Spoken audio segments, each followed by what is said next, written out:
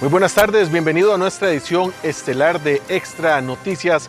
Somos Grupo Extra, de inmediato con el detalle de las informaciones principales de este día. 5 barrios de la provincia de San José están lamentablemente bajo el dominio de grupos criminales que cobran peajes a conductores y también a motociclistas para permitirles el paso. Estas organizaciones escalaron su nivel de violencia e incluso golpean a sus víctimas. Estamos hablando también de menores de edad que salen lastimadas por estas personas para imponer su control como minicárteles. Como vemos en los videos, las bandas establecieron puntos de cobro en accesos estratégicos de estas comunidades, donde los conductores son obligados a detenerse y pagar para continuar. Quienes se niegan son amenazados, agredidos o forzados a devolverse. La Policía de Control de Drogas sostiene que este esquema no solo funciona como extorsión, sino también como mecanismo de vigilancia territorial para proteger puntos de venta de droga. Este grupo es una estructura o una banda que trabaja o realiza sus actividades y sus funciones de una manera violenta. Como característica importante es que los vehículos que estaban ingresando a la zona, que no son de acá, prácticamente los hacían detenidos y verificaban quiénes venían dentro del vehículo. Esto con 2 finalidades. Uno, para descartar que se tratara de grupos rivales, y además de esto para descartar que se tratara de las policías de investigación. Aunque el nombre de los 5 barrios bajo esta modalidad no fue divulgado por seguridad operativa, la PCD explicó que las zonas más afectadas coinciden con sectores históricamente señalados entre los más violentos del país. Según registros del OIJ, como Los Guido, en Desamparados, La Carpio en Aruca, León 13, en Tibás y Pavas, distritos del sur y oeste, así como sectores de Barrio Cuba. En esos puntos, la presencia de estructuras narcobarriales ha permitido el establecimiento de minicárteles locales que imponen reglas internas, restringen el paso y controlan actividades ilícitas. La situación de inseguridad en nuestro país ha llegado a extremos que la ciudadanía costarricense está muy cansada de estar enfrentando situaciones que nuestras autoridades políticas no toman ninguna decisión para poder llegar a hacer alguna solución, por lo menos en el tema de seguridad. La Policía Antidrogas detalló que estas acciones también utilizan menores de edad como vigilantes y cobradores, aumentando el riesgo social y la exposición de niños y adolescentes a dinámicas criminales. Además, se han documentado agresiones a estudiantes y vecinos que transitan hacia centros educativos ubicados cerca de los puntos de control criminal. Un hombre de apellidos Quesada Meléndez fue detenido como presunto líder criminal tras asumir el control del grupo de alias Manzanita, quien se encuentra encarcelado desde octubre de 2020. El OIJ explicó los roles y también los delitos que este sujeto, alias Shaggy, desempeñaba y ha cometido bajo esta estructura. Alias Shaggy es el apodo con el que se identifica a un hombre de apellidos Quesada Meléndez, señalado por el OIJ como el presunto líder de la organización criminal desarticulada este martes durante un operativo que incluyó 31 allanamientos en La León 13, Pavas, Heredia, Cartago, Cotobruz y otros puntos del país. De acuerdo con Michael Soto, director general interino del OIJ, este sujeto asumió el control del grupo tras la caída del anterior cabecilla, conocido como alias Manzanita, detenido en octubre de 2020. Esta estructura principalmente asentada en la León 13, como decía, pero con ramificaciones en otros lugares del país, como Heredia, Guararí y en el tema de lotos de desamparados. Prácticamente el grupo tenía el control de estos lugares y distribuía drogas obtenidas ¿de qué forma? Bueno, hay una rama que tiene que ver con el tema de lo que se conoce como tumbe de drogas, que se hacían pasar por oficiales del OIJ. La investigación también relaciona al grupo con el robo agravado y con la desaparición de una mujer en 5 esquinas de Tibás en diciembre de 2022 y otros hechos. En esa pugna al cabecilla de este grupo, que es de apellido Quesada Meléndez, conocido como Shaggy, le mataron a su hijo de 2 años en un atentado y a su hermano en un cuádruple homicidio ocurrido en el 2022 en el sector de Turrubares. Según consultas al Registro Nacional, Shaggy figura como propietario de al menos 4 inmuebles en el cantón de Tibás, entre los que destacan una propiedad con un valor fiscal de más de 43 millones de colones, otra tasada en 10 millones y una más en más de 14 millones, activos que podrían ser analizados dentro de las pesquisas por presunta legitimación de capitales. Perfil de las víctimas y perpetradores relacionada con el tema de homicidios en el país revela un componente determinante, y es que actualmente se trata en su mayoría de jóvenes, muchos sin concluir siquiera primaria o secundaria y provenientes de comunidades muy vulnerables. Estas poblaciones son la mano de obra barata de las estructuras criminales encargadas del sicariato, la vigilancia, el transporte y los cobros.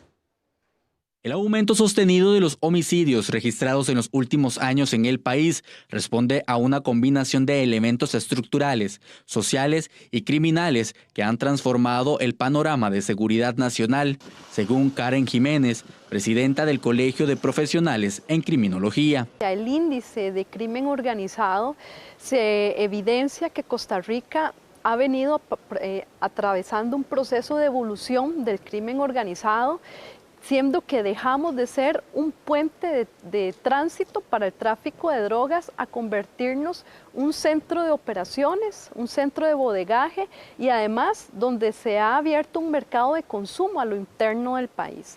Este fenómeno se ha visto impulsado por un creciente problema de adicciones y afectaciones en salud mental que amplían la demanda local de drogas. Cabe destacar que el perfil de las víctimas y perpetradores revela otro componente determinante, y es que ahora son más jóvenes, muchos sin concluir primaria o secundaria y provenientes de comunidades vulnerables. Siendo que las personas jóvenes y ahora inclusive personas menores de edad son prácticamente el principal recurso humano que tienen las estructuras criminales y son quienes hacen el trabajo más sucio, el trabajo más violento y quienes además terminan siendo la mano de obra barata de esas estructuras criminales. Y es que la realidad es esa, el crimen organizado se potencia de los vacíos que dejó el Estado de atender, vacíos en temas de seguridad, vacíos en temas de educación, vacíos en temas de trabajo y pobreza. Además, la experta señaló que otro factor crítico es el acceso a armas de fuego de alto calibre, muchas de ellas provenientes del extranjero, con capacidad de penetración y alcance mucho mayor que las armas que utilizan las autoridades.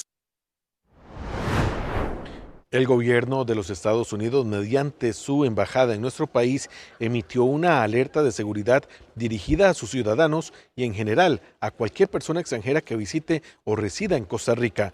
Según las autoridades estadounidenses, la advertencia responde a un aumento reciente de delitos que han afectado tanto a turistas como a los estadounidenses quienes viven en Costa Rica.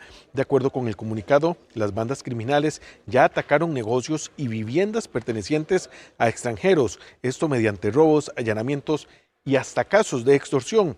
Además, se reportan situaciones en las que los delincuentes obligan a los foráneos a retirar grandes sumas de dinero de cajeros automáticos o a hacer transferencias bancarias bajo amenaza.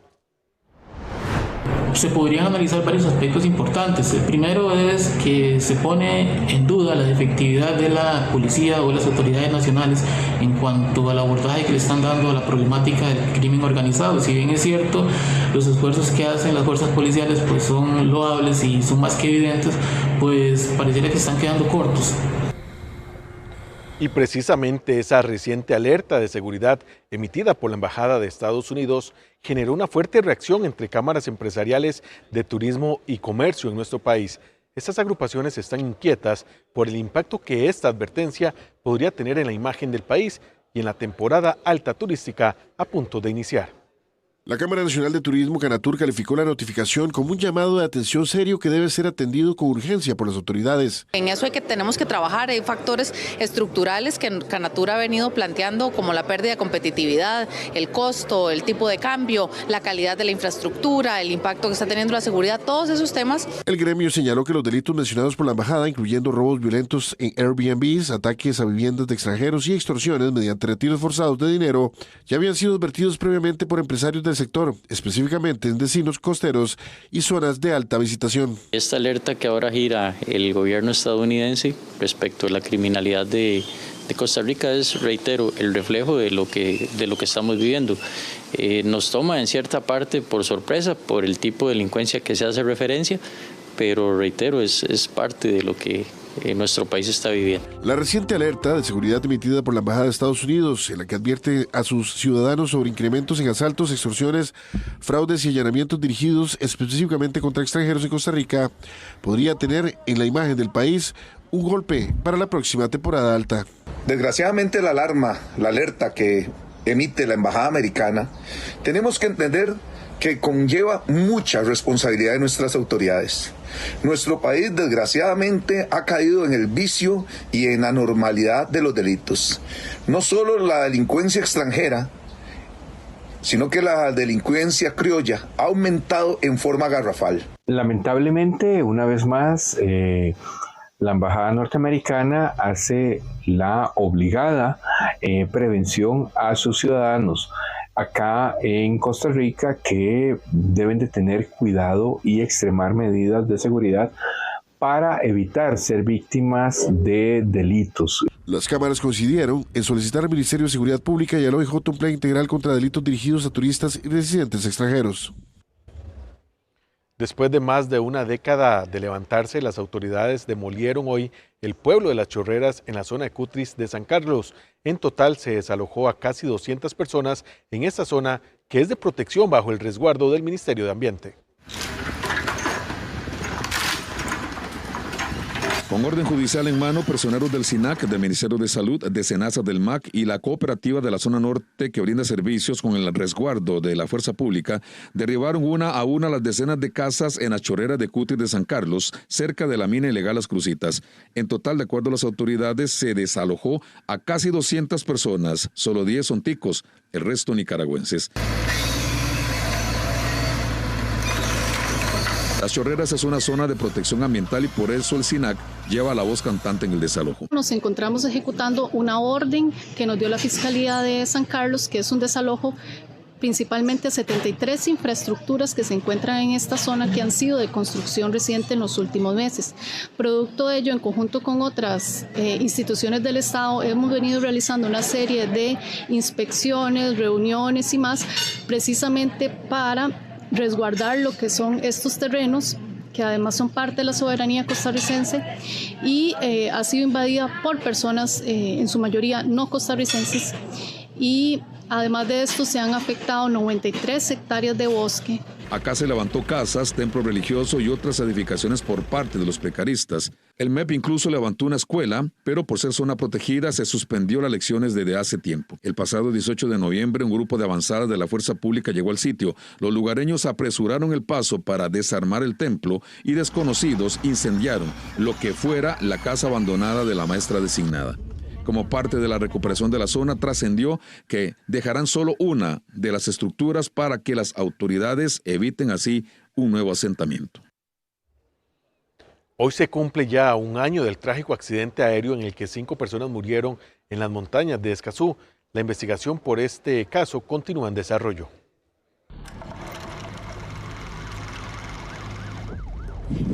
¡Ya les ayudamos! ¡Ya vamos!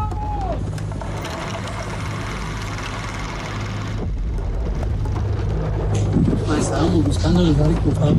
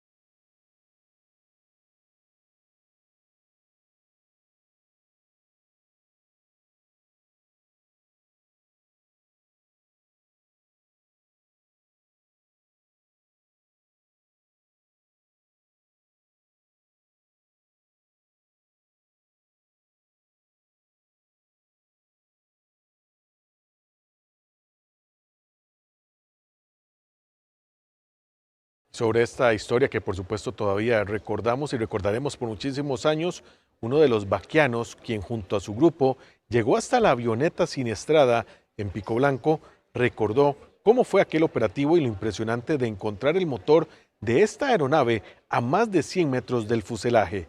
El grupo tuvo que dormir muy cerca del accidente para recuperar los cuerpos y rescatar a la única sobreviviente. Muchachos, 15 días después regresamos al lugar de los hechos. Ahí pueden ver el trayecto que tuvo la avioneta con el fatal desenlace. Son imágenes por primera vez en manos del Grupo Extra a un año del siniestro en Pico Blanco de Escazú. El Grupo de Ayuda Humanitaria, Búsqueda y Rescate de Acerrí fue el primer testigo de la magnitud de ese impacto a más de 2.000 metros de altura sobre el nivel del mar. Los detalles en la mente de uno de los integrantes aún están frescos. Pues fue una caminata bastante extensa porque fue aproximadamente, le podemos decir que unas 7, 8 horas dentro de la montaña.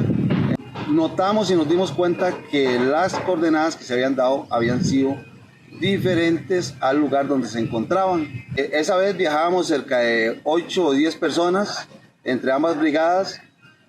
Ya cuando llegamos, pues fue algo bastante impactante poder ver la avioneta en las condiciones que quedó, y se dio la situación de que había una sobreviviente. Hallazgos igual de impresionantes fue la distancia en la que quedó el motor de la aeronave desde el punto del impacto.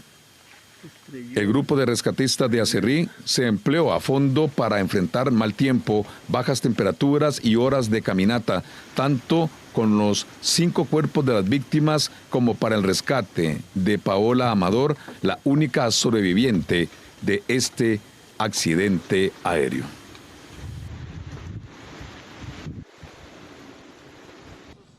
Momento de repasar algunos sucesos del día, pues un hombre de nacionalidad hondureña murió esta tarde sobre la ruta 32 a la altura de la entrada a Barrio Limoncito mientras viajaba en su bicicleta. La víctima habría intentado hacer un viraje para ingresar a la localidad y tras la acción se interpuso en el camino en apariencia de un camión que iba en el sentido o en el mismo sentido el cual lo impactó. Según narró el chofer del vehículo pesado a las autoridades, no habría podido ver al ciclista y el accidente provocó la muerte del hombre en el sitio tras la colisión.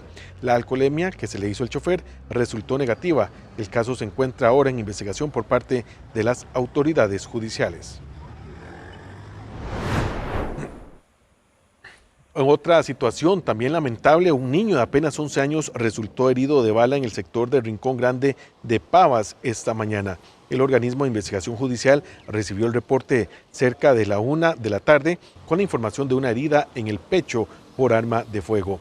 Pese a que el caso se encuentra en investigación, se maneja por ahora la versión principal de que el menor habría manipulado el arma y la accionó, por lo que lo impactó en el tórax. El Hospital Nacional de Niños mantiene al menor bajo atención médica tras recibirlo en sala de shock y no necesitó afortunadamente cirugía ni cuidados intensivos, de acuerdo con el reporte del centro médico.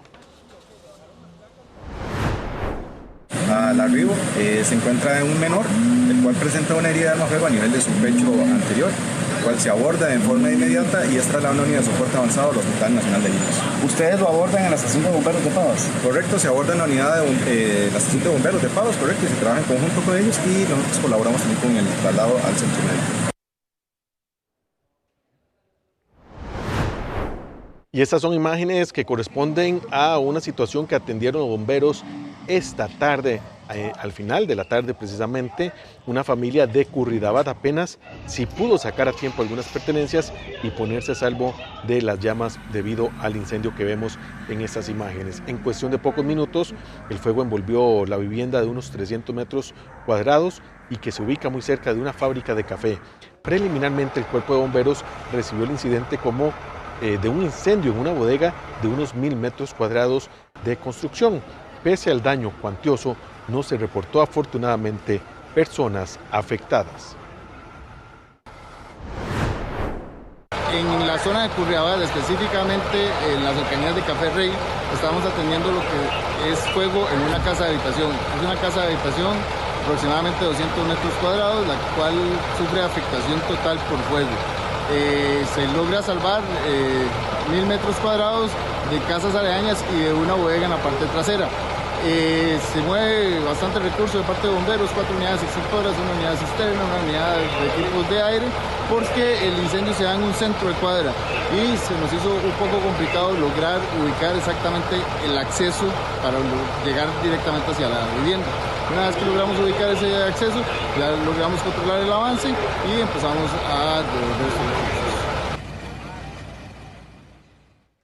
539 víctimas de femicidio registra Costa Rica desde 2007, que recordemos fue cuando entró a regir la ley de penalización de violencia contra las mujeres, y 276 fueron víctimas de tentativa de femicidio. Así lo resaltaron varias expertas en una actividad organizada por el Poder Judicial para conmemorar el Día Internacional de la Eliminación de la Violencia contra la Mujer. A pesar de los avances para erradicar cualquier tipo de violencia contra la mujer, todavía existen una serie de desafíos que el país debe enfrentar para construir espacios libres de agresión. Un total de 33 femicidios registra el país durante este 2025. La magistrada Roxana Zúñiga recordó que hay una deuda pendiente con miles de mujeres en el país. No es hace 5 días que se perdieron, sino que tenemos mujeres desaparecidas desde el año 2020. No sabemos exactamente qué ocurrió con ellas, solamente se denunció al OIJ que estaban desaparecidas, pero a la fecha sus cuerpos no han sido encontrados, ¿verdad? Decimos que sus cuerpos, porque a estas alturas con desapariciones de hace 4 o 5 años, es una cifra alarmante. Zúñiga reconoció que el Poder Judicial debe todavía una justicia con celeridad. El Poder Judicial tiene muchísimos desafíos en ejecutar una justicia con mayor justicia pronta y cumplida, con un procedimiento más efectivo para investigar los delitos de violencia contra las mujeres, para investigar los delitos sexuales en contra de niños, niñas y adolescentes. Todas las estadísticas nos dicen que en los 2 tipos de delitos, ¿verdad?, tanto de violencia como de delitos sexuales, las cifras están aumentadas. Uno de los mitos que las autoridades quisieron desmentir es que las denuncias de las mujeres en temas de violencia son falsas. Suele subestimarse la realidad de un hecho que fue narrado por una mujer con 2 finalidades.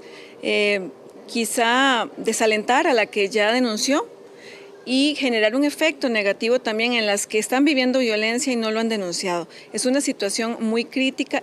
Las expositoras que asistieron al evento organizado por el Poder Judicial destacaron cómo el contexto del crimen organizado está influyendo en muertes violentas de mujeres, que deben ser analizadas como eventuales femicidios.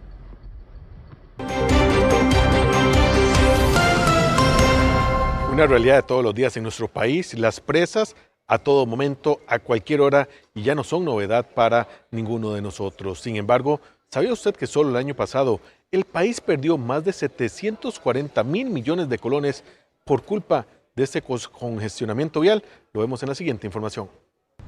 Salir 1 hora antes de la casa, tomar rutas alternas y hasta armarse de paciencia. Pareciera que cada vez se vuelven más intransitables las calles de Costa Rica. Según revela el informe Estado de la Nación, en el 2024 el país perdió cerca de 740.000 millones de colones en presas. Si tras de eso invertimos con una lógica más cortoplacista y lo hacemos de manera ineficiente, que lo podemos demostrar con datos, no solo seguimos en rezago de inversión, sino que lo hacemos generando costos extra para el país. Por darle números concretos, tengamos en cuenta que el rezago en infraestructura nos genera que las empresas en el 2024 pierdan 1,58% del PIB en posibles ingresos percibidos. Y es que según los expertos, los atrasos y problemas en proyectos le generan gastos extra al gobierno. Por ejemplo, los trabajos de Circunvalación Norte, iniciada en 2017, tuvieron atrasos de 5 años y medio, con un sobrecosto del 65%. Las rotondas en Ruta 32, que aún se encuentran en ejecución, acumulan un atraso similar y un precio 43% mayor al presupuesto. Por su parte, el proyecto de Tara-La Lima acumula más de 2 años de retraso, con un incremento del precio del 23%. Los expertos aseguran que Costa Rica deberá aumentar cerca de 1.8 billones de colones su presupuesto en infraestructura. La Ruta 27 aplicará una reversibilidad especial el próximo lunes 1 de diciembre para facilitar el regreso de miles de vacacionistas tras el fin de semana largo por los 77 años de la abolición del ejército, que es, recordemos, día feriado. Ese día, todos los carriles entre Pozón y el peaje de Ciudad Colón, estamos hablando aproximadamente 47 kilómetros, operarán únicamente en sentido de Orotina hacia San José entre las 2 de la tarde y las 6 de la tarde, según confirmó el Consejo Nacional de Concesiones y también el concesionario. Como medida de seguridad, el tránsito hacia el Pacífico quedará cerrado desde la 1 de la tarde y hasta las 7 de la noche para evitar cruces peligrosos o vehículos circulando en contravía durante este operativo. La Caja Costarricense de Seguro Social avanza en la renovación de su estrategia para prevenir y atender la violencia obstétrica. La institución aseguró que ya trabaja en nuevos protocolos para mejorar la atención que reciben las mujeres, no solamente durante el embarazo y el parto, sino también en el posparto. En el marco del Día Internacional de la Eliminación de la Violencia contra la Mujer, la Caja Costarricense de Seguro Social confirmó que está actualizando su política para enfrentar la violencia obstétrica en todos los centros de salud del país. Estos cambios buscan asegurar espacios donde se respeten los derechos de las mujeres, donde el personal escuche y atienda las necesidades reales durante estos procesos. Sabemos que hay múltiples formas de violencia que sufren las mujeres a nivel nacional, pero nosotros nos hemos enfocado a verificar y utilizar mejores prácticas de manera que el binomio madre-bebé tengan y dispongan de espacios donde se respeten sus derechos humanos y donde se aplique lo que ellas necesitan para ese momento tan importante. La renovación incluye ajustes a la estrategia institucional de prevención y atención a la violencia obstétrica, que pretende reforzar la comunicación entre médicos y usuarias, estandarizar buenas prácticas y garantizar atención más humana. Esto apunta a que cada mujer pueda decidir cómo quiere vivir su embarazo y su parto, con información clara, acompañamiento respetuoso y basados en evidencia científica. Una comunicación abierta en ambas vías para que la mujer se apropie de esa información y decida cómo ella quiere parir, cómo quiere llevar su embarazo, ¿verdad? Obviamente que bajo las recomendaciones del profesional de salud, pero que el profesional de salud la acompañe y le dé esa información necesaria y le pueda dar todo ese medio para que ella se apropie, para que tome sus mejores decisiones. La Caja continuará ajustando los protocolos e iniciará un proceso de capacitación al personal para consolidar una atención obstétrica libre de violencia en todo el sistema de salud. En otras noticias también positivas, Costa Rica estrena el Laboratorio Nacional de Innovación Pública, iniciativa del Consejo Nacional de Rectores, el CONARE, que busca diseñar y probar soluciones reales a los grandes retos del país. El país atraviesa desafíos como movilidad y transporte urbano, gestión ambiental y cambio climático, educación, salud pública, entre otras problemáticas. A raíz de esto, el Consejo Nacional de Rectores presentó el lanzamiento del Laboratorio Nacional de Innovación Pública. ¿Pero en qué consiste? El Laboratorio Nacional de Innovación Pública básicamente lo que va a tratar de encontrar es soluciones que funcionen, que sean prácticas, que resuelvan problemas que la gente siente. Pueden ser problemas muy cotidianos o pueden ser grandes problemas nacionales. Y la idea es que lo haga mediante la articulación de redes de las universidades, de la empresa privada, de las instituciones públicas. ¿Y cómo va a funcionar este nuevo programa del CONARE? Aplicará metodologías modernas para diseñar, probar y escalar soluciones a problemas nacionales, entre ellas diseño centrado en las personas, prototipos rápidos, uso de evidencia, trabajo colaborativo con distintos sectores y procesos de transformación interna. Los rectores de las universidades estatales ven esta iniciativa con muy buenos ojos y aseguran que es un paso clave para modernizar la gestión pública. CONARE está poniendo a disposición de la sociedad costarricense una herramienta que es fundamental.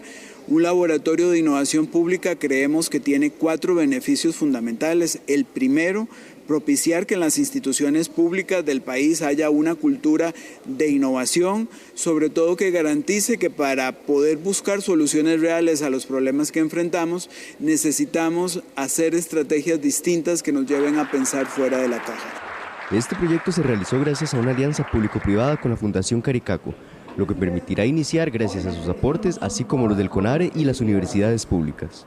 La fundación creo que jugó un papel de última milla. Esto es algo que ya existía, ya estaba, ya habían actores involucrados trabajando hace 8 años en esto y realmente este laboratorio ya estaba ahí afuera.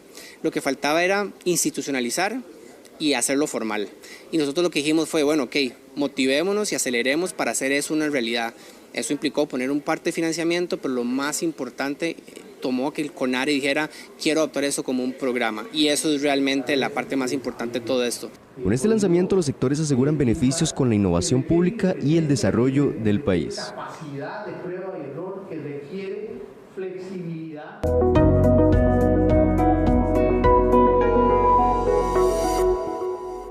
¿Cuáles serán las condiciones del tiempo para mañana miércoles? Les contamos que el pronóstico del Instituto Meteorológico Nacional pronostica y determina un nuevo incremento en la intensidad y también en la frecuencia de los vientos alisios sobre Guanacaste y el Valle Central principalmente. Con ráfagas, hablamos máximas ráfagas de entre 40 y 70 kilómetros por hora en el gran área metropolitana, así como mayores a 85 kilómetros por hora en el norte del Pacífico Norte y la cordillera de Talamanca. Por eso se prevé que estos vientos atraigan mayor humedad desde el sector marítimo hacia Limón y la zona norte, lo que provoca y no se descartan lluvias variables en estas regiones. Dicha situación será también provocada por el incremento de presión en el Mar Caribe generada por la traslación o el traslado hacia el sur que tendrá dentro del Golfo de México el empuje frío número 4 que esperamos todavía haga efectos en territorio nacional. Y ampliamos esas condiciones del tiempo para mañana en el Valle Central, temperaturas máximas de 28 grados centígrados, mínimas de 13 grados, en el día en pocas nubes y para la noche parcialmente nublado. En el Pacífico Norte, condiciones de poco nublado en el día, para la noche parcialmente nublado, temperaturas entre los 20 y 35 grados centígrados. En el Pacífico Central, desde los 22 grados hasta los 31 grados las temperaturas, pocas nubes en el día también y parcialmente nublado durante la noche, mismas condiciones que se repetirán en el Pacífico Sur. La máxima temperatura en esta región será de 30 grados centígrados. Vamos ahora a repasar también las condiciones del Caribe, Caribe Norte, temperaturas que oscilarán desde los 22 y hasta los 30 grados centígrados, lluvias dispersas en el día y nublados con lluvias durante la noche. Exactamente las mismas condiciones para el Caribe Sur, con máximas de 29 grados centígrados, excepto en el día en el Caribe Sur con nublado con lluvias y de la misma situación en la noche. En la zona norte, lluvias dispersas en el día, en la noche nublado con lluvias, temperaturas máximas que se pronostican de 31 grados centígrados, son parte de las condiciones del tiempo que nos esperan para mañana miércoles. Del dólar, porque durante esta semana se transaron más de 173 millones de dólares, lo que lleva a que el tipo de cambio en el mercado nacional baje a uno de los niveles más bajos en los últimos 20 años. El tipo de cambio enfrentó 2 días de volatilidad en el mercado que bajaron el precio a uno de los puntos más bajos en los últimos 20 años.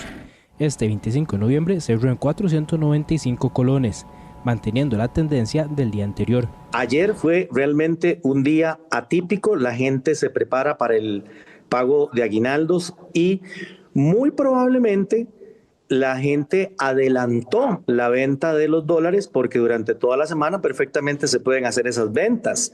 Sin embargo, las personas quisieron adelantarse para tratar de aprovechar un buen tipo de cambio y que no tuvieran que llegar a venderlo después, unos días después, a un tipo de cambio menor. Durante el 24 de noviembre se transaron más de 142 millones de dólares, el más alto en los registros del mercado de monedas extranjeras. En otras ocasiones, como en 2012, se negociaron 138 millones. En 2023, en diciembre y marzo, la venta de divisas fue de 132 y 126 millones respectivamente. Este año también se negociaron 121 millones de dólares en octubre. El Banco Central participó en el mercado para adquirir el 92% del ofrecido por el sector privado, equivalente a 130 millones de dólares. Como el precio tiene un impacto tan importante en sectores sensibles como el sector turismo y el sector exportador, hay un compromiso por parte del Banco Central que cuando existen movimientos atípicos entra para estabilizar. El precio actual del tipo de cambio es incluso más bajo que el de mayo de 2008, cuando se encontraba en 496 colones. El tipo de cambio de menor valor se dio en noviembre del mismo año, con un monto de 492 colones por cada dólar adquirido. El mercado mayorista transmite su nivel y sobre todo su tendencia a las ventanillas, que es donde nosotros los costarricenses compramos y vendemos nuestros dólares si necesitamos pagar la casa, el carro o viajar fuera del país. Entonces tendremos también una afectación importante en la compra de ventanillas. Este 25 de noviembre se transaron un total de 31 millones de dólares en el mercado de monedas extranjeras. El experto destacó que en los últimos días del año el tipo de cambio se debería de recuperar, retomando un precio entre los 500 y 510 colones. Más de 285,000 turistas ingresarán al país para este cierre y principio de año. Con este aumento de visitantes, el Aeropuerto Internacional Juan Santamaría se prepara para tratar de brindar el mejor servicio a los viajeros. Las playas, volcanes, parques nacionales y todo el atractivo natural del país hacen a Costa Rica como uno de los principales destinos para el cierre e inicio de año. Es por ello que, según las estimaciones realizadas por el Aeropuerto Juan Santamaría, se espera que alrededor de 285,000 turistas ingresen durante los próximos meses. Está bastante alineado con lo que habíamos experimentado los años anteriores, ¿no? Ahora bien, si bien años anteriores todavía teníamos esa aceleración en la recuperación, ¿no? Producto todavía de la pospandemia, el 4.5% está alineado a los números normales que veníamos recibiendo antes del 2018, 2017. Entonces, para nosotros son buenas noticias porque confirma el atractivo de Costa Rica como destino. Según explicó el director de Aeris, esta cifra representa una desaceleración del ingreso de turistas.